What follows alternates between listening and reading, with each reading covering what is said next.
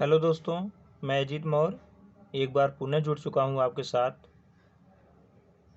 और आज का जो हमारा टॉपिक है आपके ह्यूमन फिजियोलॉजी के एक बहुत ही महत्वपूर्ण टॉपिक मुख गुहा ओरल कैविटी के अंतर्गत हम लोग इसके पिछले आपके पता है कि ओरल कैविटी के अंदर यानी मुख गुहा के अंदर आपका 3 आता है। ओरल कैविटी कि आपका 3 आता है, क्या क्या? आपका दांत आ गया, आपका जीभ, और एक आपका आ जाएगा लार ग्रंथियाँ। लार ग्रंथियाँ। तो इसके पिछले वीडियो में आप लोग दांत पढ़ चुके हैं, जीभ। अब हम लोग पढ़ेंगे लार ग्रंथियाँ। यहाँ पे हम लोग देखेंगे लार ग्रंथियाँ। चलिए देर ना करते हुए हम प्रारंभ करते हैं वीडियो को। अगर हम लार ग्रंथि की बात करें तो इसका कार्य क्या है, लार ग्रंथियों का कार्य क्या है? लार ग्रंथि के अगर हम कार्य की बात करें, लार ग्रंथि के अगर हम कार्य की बात करें तो आपका कार्य क्या हो जाएगा? लार का श्रावण, सिक्रेशन, लार का सिक्रेशन करना। लार का श्रावण कार्य हो गया। हम देखते हैं कि हमारे मुख में बराबर लार बनती रहती है। तो यानी कि लार बराबर बनती रहती है, तो एक दिन में लगभग कितनी लार बन जाती है? यानी कि अगर हम मात्रा की बात करें तो 1 से 1.5 लीटर, 1 से 1.5 लीटर पर डे इतनी लार बनती है हमारे मुख गुहा में। और आपकी उसकी मात्रा है 1 से 1.5 लीटर। इसका जो पीएच होता है, पीएच मान होता है, ये आपका कितना होता है लार का? 6.8। यानी कि जब आपको पता है कि इसका मान जो है 6.8 है, तो यह स्वाद में कैसा होगा? अम्लीय। 7 से पहले अम्लीय होता है, 7 के बाद आपका क्षारीय होता है, और 7 पे आपका उदासीन होता है। और उदासीन के लिए आपका पहले लवण पूछ दे, आपका शुद्ध जल पूछ दे, तो ये आपके सारे उदासीन होते हैं। चलिए, इतनी मात्रा होगी। कार्य की बात हो गई। इसका कार्य क्या है? कितनी मात्रा में प्रतिदिन या कितनी लार का सिक्रेशन स्राव करती है, इसका पीएच कितना होता है। अगर अब हम बात करें संख्या की, जो लार ग्रंथियां इनकी संख्या कितनी है, संख्या की बात करेंगे तो संख्या में ये आपकी 6 आती हैं, और 6 को हम कह सकते हैं 3 जोड़ी। इनकी संख्या 3 जोड़ी है। 3 जोड़ी का नाम देख लेंगे। सबसे पहले जो आती है आपकी है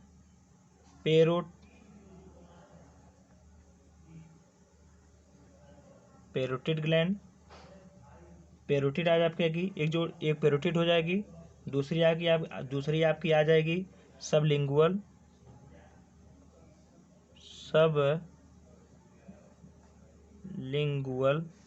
और तीसरी आपकी आ जाएगी सब मैंडिबुलर।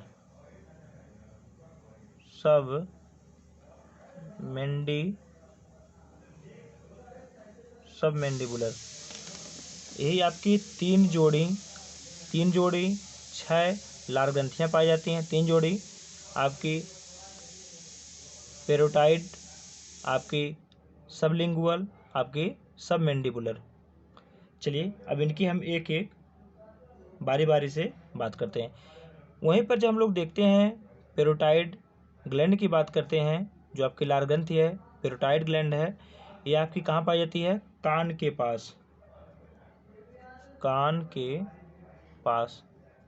पास पाई जाती है। वहीं पर सबलिंगुअल की बात करें तो आपकी जीभ के पास पाई जाएगी, जीभ के पास। सबमैंडिबुलर की बात करें तो जबड़े में निचले यानी कि जबड़े के निचले जबड़े के नीचे, ये आपके 3 जोड़ी ग्रंथियां हो गई। और इनका आप लोगों ने नाम जाना। नाम जानने के साथ साथ इनकी स्थिति कहाँ पे है इसको हम लोगों ने जाना।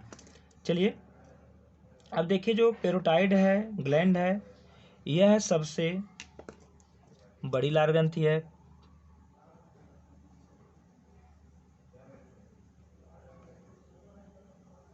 पेरोटिड ग्लैंड है, पेरोटिड, यह सबसे बड़ी, यह सबसे बड़ी लार ग्रंथि है। और जो आपकी सबलिंगुअल है, यह सबसे छोटी है। सबलिंगुअल, यह सबसे छोटी। आपसे सिर्फ और सिर्फ यही पूछता है। और आपका जो सबमेंडिबुलर से पूछा जाता है, यह कुल लार का 75% हिस्सा अकेले स्रावित करती है। सबमेंडिबुलर, जबकि सबसे बड़ी आपकी है पेरोटिड ग्लैंड है, पेरोटिड ग्लैंड है, और लेकिन सबसे छोटी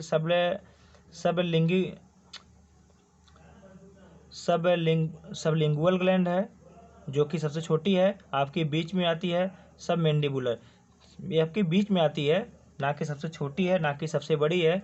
लेकिन यदि लार स्राव की बात करें तो यह कुल लार का 75% अकेले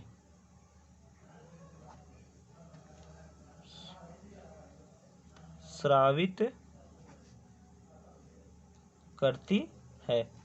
अकेले 75, 50%, 25% में आपके दोनों रह जाएंगी, आपके पेरोटिड हो जाएगी और सबलिंगुअल हो गई। पेरोटिड आपकी यह सबसे बड़ी ग्रंथि है, जो कि कान के पास पाई जाती है। और यहीं से एक पॉइंट को नोट करिए, जो आपकी पेरोटिड आपका पूछा जाता है बार बार, पेरोटिड से लेकर के आपके जो सांप में जहर हो पाया जाता है। आपको इस सांप में 2 प्रकार का जहर पाया जाता है। आपको पता है कि आपका न्यूरोटॉक्सिन वेनम है। सांप में 2 प्रकार का जहर, एक ही सांप में 2 प्रकार का जहर नहीं पाया जाता है, जबकि अलग अलग सांपों में आप लोग देखेंगे जो नॉर्मल जहरीले सांप होते हैं उनमें न्यूरोटॉक्सिन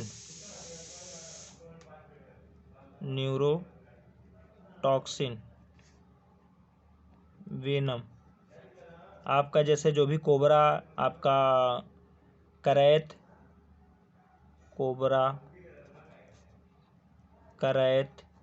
इन सब में आपका न्यूरोटॉक्सिन वेनम।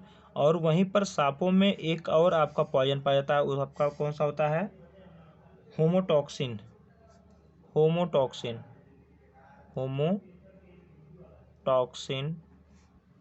वेनम। ये आपका किसमें पाया जाता है? Russell viper.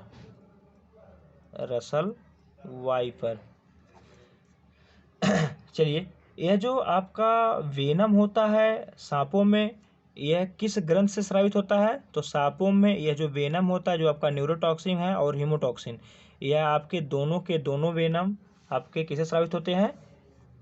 पेरोटिड ग्लैंड से। पेरोटिड ग्लैंड जो कि सबसे बड़ी ग्लैंड है, और यह कहाँ पे है? कानों के बगल में। और इसी ग्रंथ से आपके सांपों के जो दोनों जहर हैं, न्यूरोटॉक्सिन और जो है होमोटॉक्सिन, ये दोनों के दोनों आपके पॉइजन वहीं से स्रावित होते हैं। तो चलिए, इतनी बात हो गई हमारी। अब इसके हम अगर संगठन की बात करें, आपके लार का जो संगठन है, लारी संगठन की बात करें तो कुछ इस प्रकार से देखते हैं लारी संगठन को। सबसे पहले इसमें पानी को देख लेंगे, पानी हो गया। दूसरा आपका श्लेष्मा यानी म्यूकस,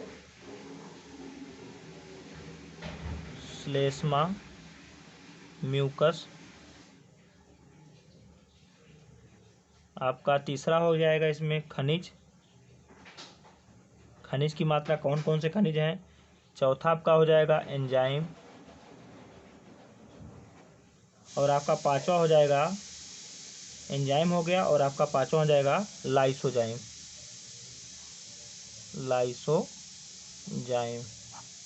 चलिए, अगर हम उसे पानी की बात करते हैं तो पानी की मात्रा आपकी 95% होती है। किसमें? लार में। और श्लेष्मा आपका म्यूकस, ये भी आपका गीला पदार्थ है। और यानी कि पानी हो गया और आपका म्यूकस, म्यूकस आपका जो चिपचिपा लार को चिपचिपा बना देता है वही आपका है। और ये दोनों मिलकर के क्या करते हैं, भोजन को गीला करते हैं। दोनों मिलकर क्या करेंगे, भोजन को गीला करना। ये दोनों मिलकर क्या करेंगे, भोजन को गीला करेंगे। अगर आपके वहीं पे खनिज की बात होती है तो आपके लार में 3 खनिज पाए जाते हैं। आपका आता है सोडियम, Na, आपका Cl क्लोरीन, और आपका होता है एक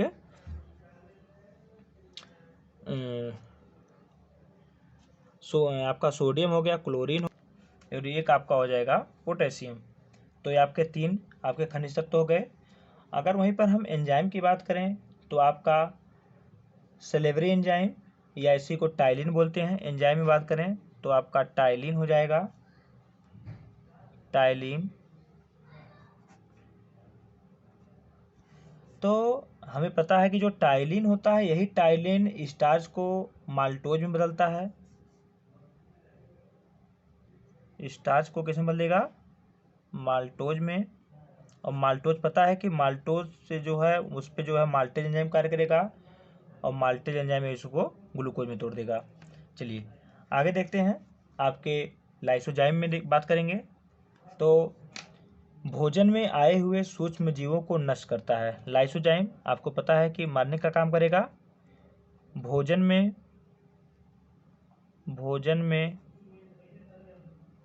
आए हुए सूक्ष्म जीवों को नष्ट करने का कार्य। लाइसोजाइम हमारे भोजन में जो भी सूक्ष्म जीव भोजन करते समय या उसमें आ गए हैं किसी भी तरह से, तो उनको मारने का काम जो करता है आपका लाइसोजाइम करेगा। और आपका जो इसमें एंजाइम पाया जाएगा आपका टाइलिन कहिए या उसको एमाइलेज कहिए, यही जो है आपके स्टार्च को माल्टोज में बदलेगा और पुनः माल्टोज को माल्टेज एंजाइम आएगा जो कि इसको ग्लूकोज में तोड़ देगा। तो आपके खनिज का जो पानी 95% श्लेष्मा पाया जाएगा, दोनों मिलकर के भोजन को गीला करेंगे यानी कि उसको निगलने योग्य बनाएंगे। और आपका खनिज सोडियम हो गया, क्लोरीन हो गया और आपका पोटेशियम हो गया। आपके एंजाइम में टाइलिन हो गया जो कि स्टार्च को माल्टेज में बदल रहा है। और पुनः एक आपका पाया जाएगा लाइसोजाइम जो कि लाइसोजाइम में कीटाणुओं को मारने का, सूक्ष्म जीवों को मारने का कार्य करेगा। अर्थात यहाँ पे हमने देखा कि स्टार्च का जो पाचन आपके लार ग्रंथ से प्रारंभ हो गया। तो एक पॉइंट बना के हम लिख सकते हैं कि मुख गुहा में कार्बोज पाचन की शुरुआत हो जाती है। मुख गुहा में कार्बोज पाचन की शुरुआत हो जाती है। चलिए इसी के साथ हम इसको यहीं पे समाप्त करते हैं। और इसी के साथ हम लोग मुख गुहा के अंतर्गत आपके दांत, जीभ और आपकी लार ग्रंथियाँ, जो भी आपकी लार ग्रंथियाँ थीं, इनको हम पढ़ चुके हैं। तो यहीं पे हम क्लास को समाप्त करते हैं। और यदि ये आपके लिए कहीं ना कहीं किसी के प्रकार से यदि आपके लिए हेल्पफुल हो तो आप लोग वीडियो को लाइक करिए, शेयर करिए और चैनल को सब्सक्राइब करिए। इसी के साथ धन्यवाद।